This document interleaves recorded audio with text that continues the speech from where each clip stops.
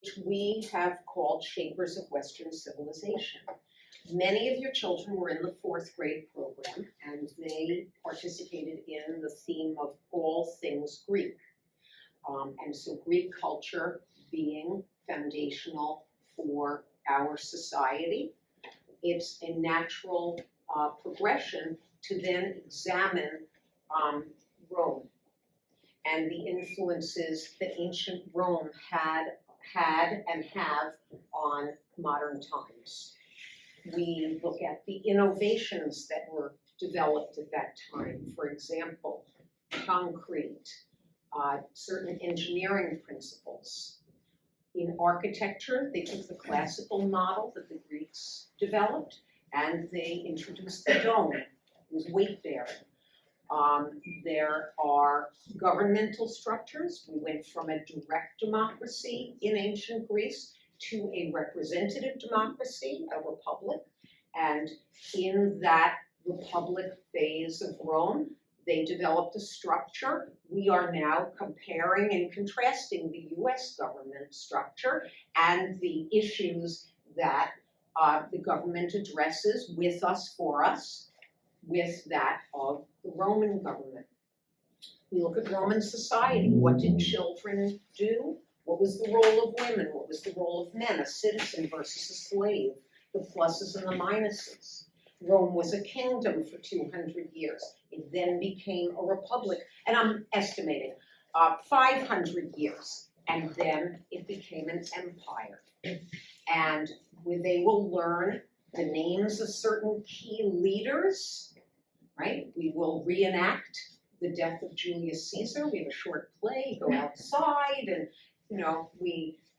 Et tu, Brute, and they really get into this. But they will learn about Octavius and about Nero and other key emperors through the ages, and what happened to Rome.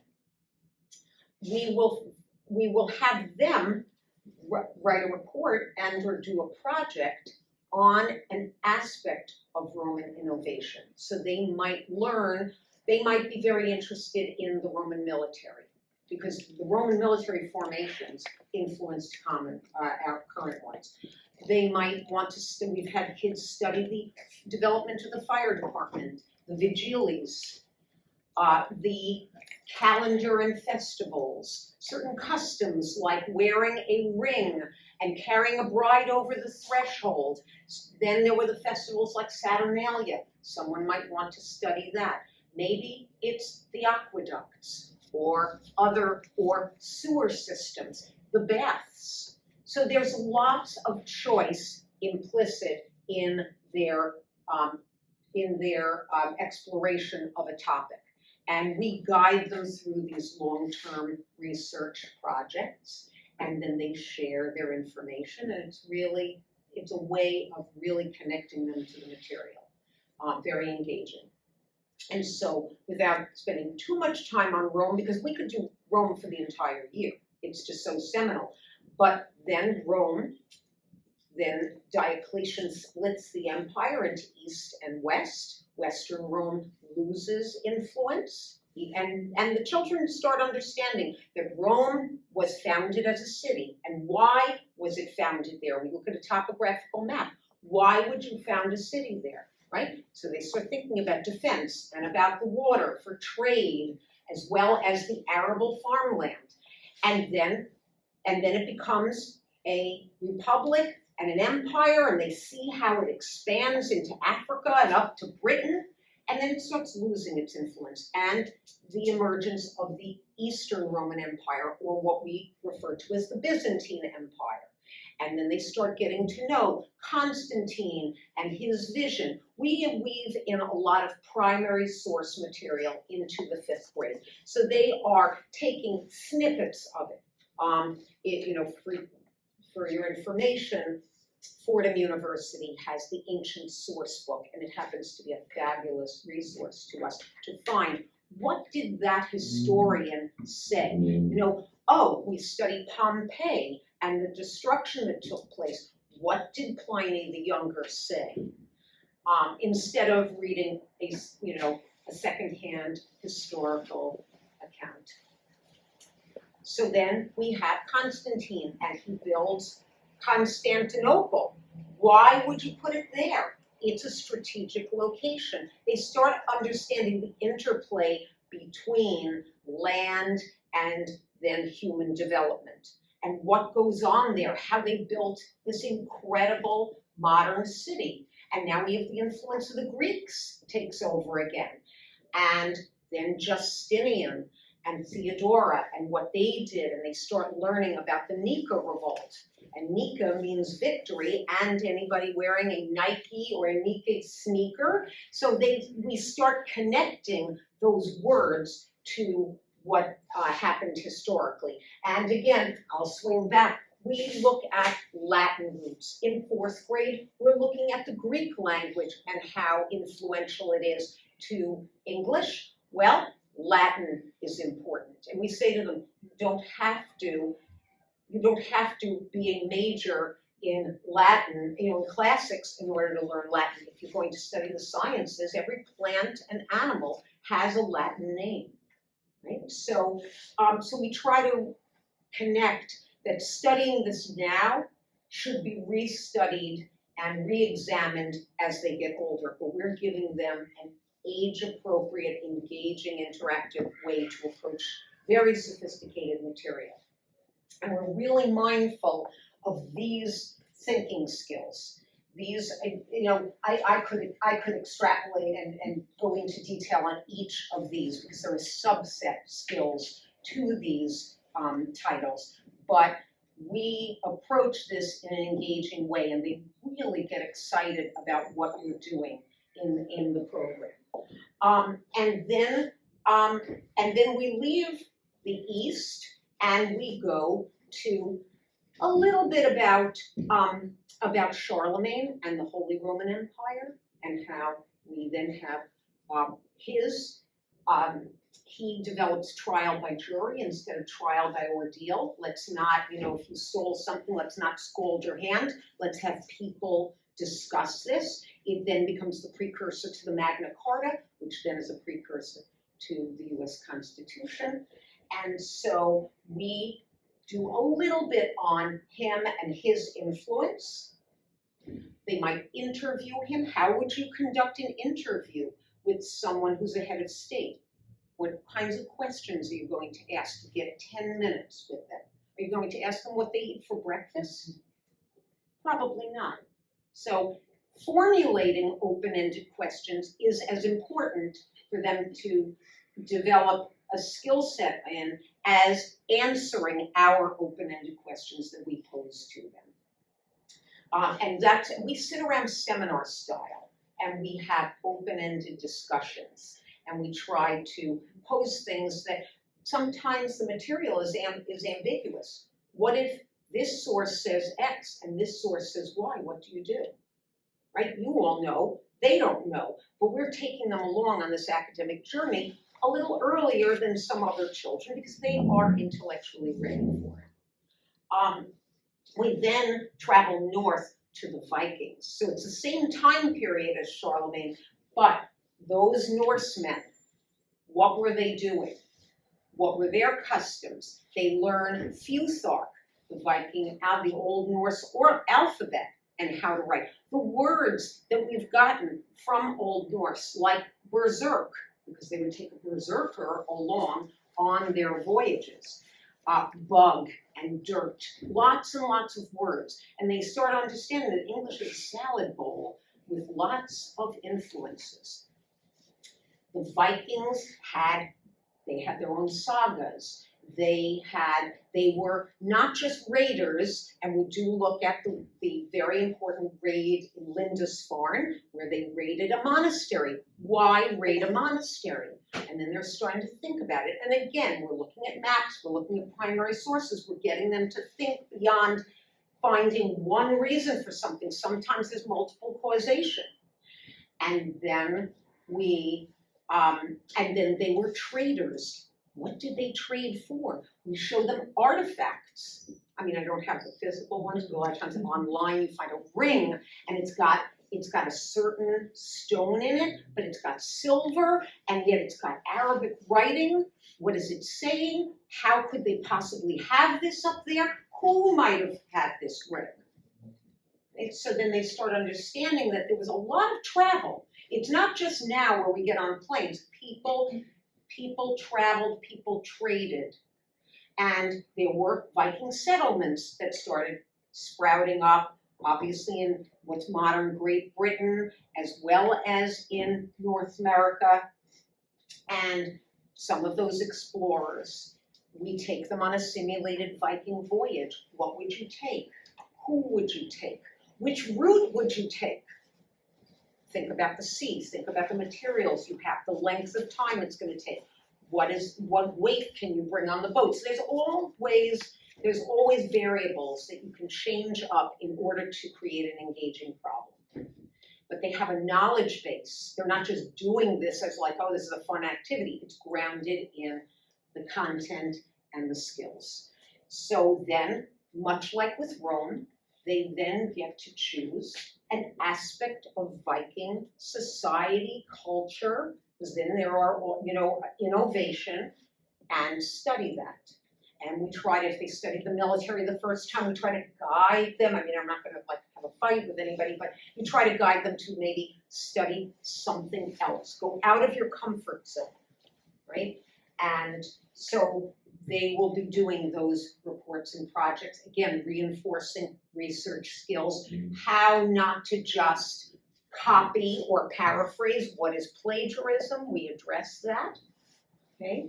How to find multiple sources, and we tend to have a bank based on the topics of sources that are not filled with ads, that are appropriate, that they're going to be able to get some really meaty information from. But then it's taking notes in your own words, writing an outline, writing a report, creating a project and not making your parents spend $150 on materials. How can you make a project that you can actually build yourself, that your parents don't have to do for you? We really want them to develop those independent skills. One aspect, and then we go to the later Middle Ages, and that's the knights and castles and the development of timepieces and certain weaponry and the emergence of universities. So there's a lot, even though, yes, we fell, right? Rome fell, and they do learn those adages. Rome wasn't built in a day. What does it mean? The difference between literal and figurative. All roads lead to Rome.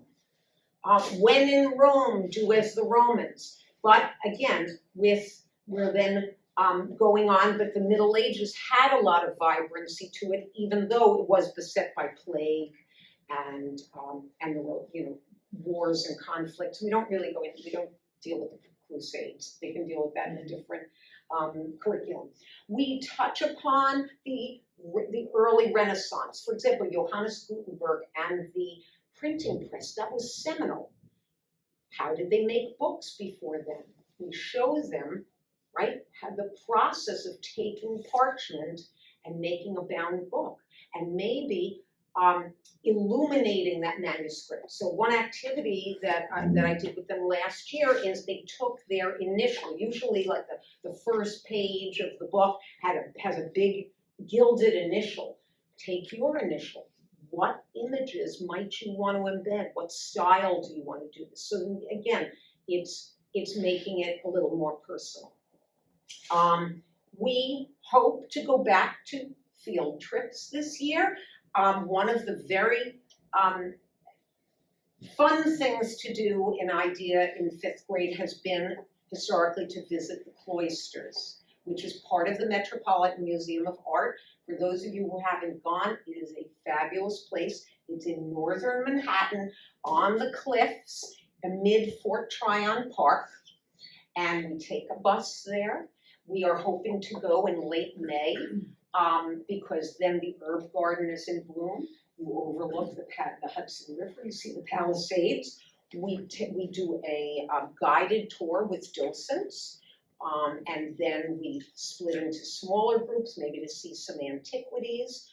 We take some parents on the bus, some quietly just show up at the door and go in. And then we hope that it's a nice day. That's another reason for late May. And then we have lunch on the lawn in Fort Tryon Park. It happens to really connect them to this time period quite nicely. An important part to the 5th grade curriculum, as it is an important thread throughout, is word masters. And most of you, your children, have been an idea in years past. So I'll just do a little broad strokes. Word masters is an analogy program. They are going to get their first round of vocabulary in the next week or two. They need to learn the vocabulary, not memorize every word, get the gestalt of it, and then apply it in lots of different contexts. And we will teach them how to write bridge sentences. So for example, if the word was carpenter, it might be carpenter and nail might be a word pair. A carpenter uses a nail, right? And so then you'd have to, whatever you have on one side of the equation, you need to balance it on the other side. We will work with them on that. We do lots of games, Wordmaster Bingo around the world, Jeopardy. There's just lots of ways to reinforce the vocabulary, but they do need to study it at home. And then we will do the analogy work primarily in class.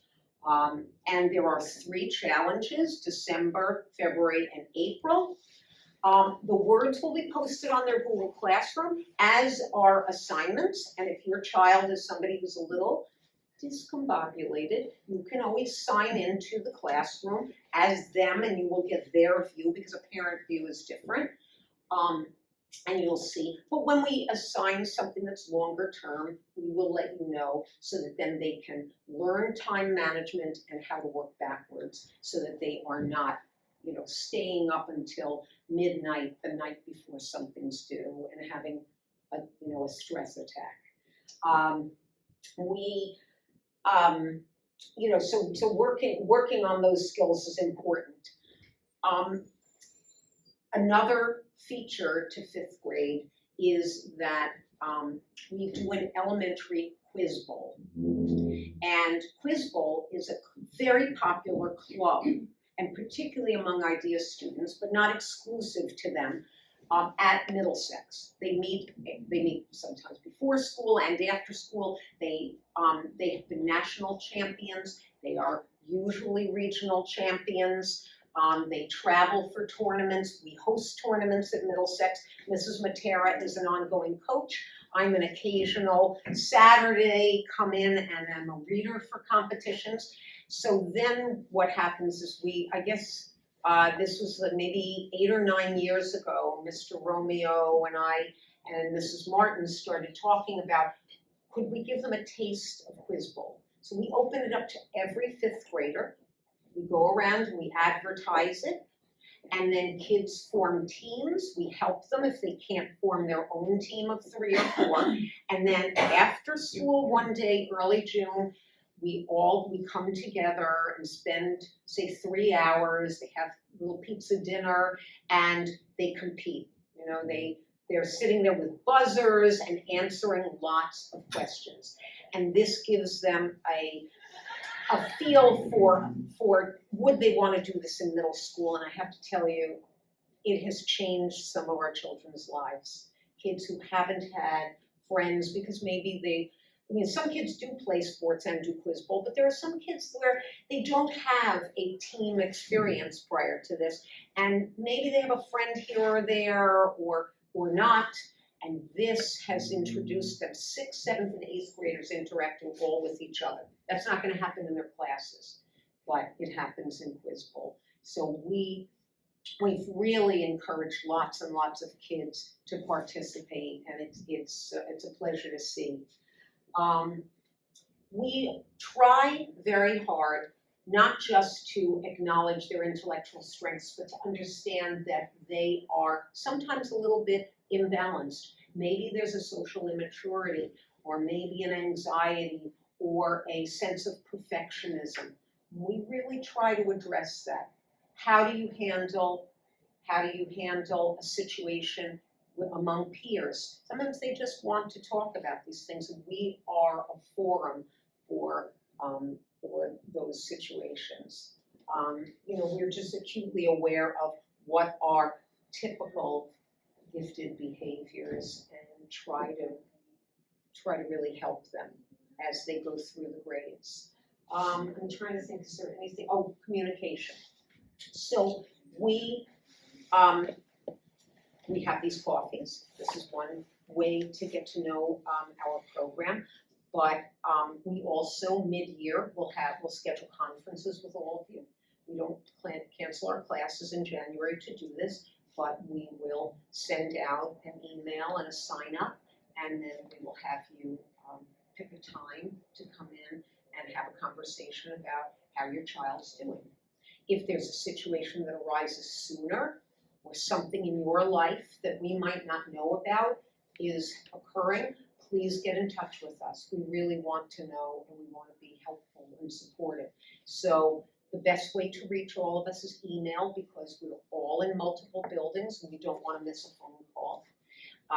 Mrs. Martin has a sister-in-law who's also a teacher, so her email address is C.A. Martin. If you send it to C. Martin, her sister-in-law is very good-natured, but she might miss it, so you want to be able to send it to her. The rest of us, I have a lot of A's in my name, but typically send us an email. We will respond in a very timely manner, and if you would prefer to talk on the phone, we are happy to do that, to set up a time. Just email us to talk on the phone, because we're in 3 different buildings. It may take us 3 days to get a message from you. Exactly, but if you initiate via email, then we can follow up that whichever way is best for you. We will get in touch with you. For example, we post assignments on Google Classroom. If your child is repeatedly not doing assignments, we will check in with you. If we see a behavior of concern, we will check in with you. We also send a summative evaluation at the end of the year, which is a checklist and a narrative, and we write specifics about your child and how he or she has been handling the program. And it's really nice that we see growth over time. So we might be working on something with your child in 3rd grade, and by 5th grade, wow, that's not even a blip on the radar now. They're so over that, and it's really nice to be able to be a part of their development. We are here for you. We'd like to be a resource to our families, to build ongoing relationships with you. I don't know if anybody wants to add anything from back there. No? Okay. So may I open it to questions?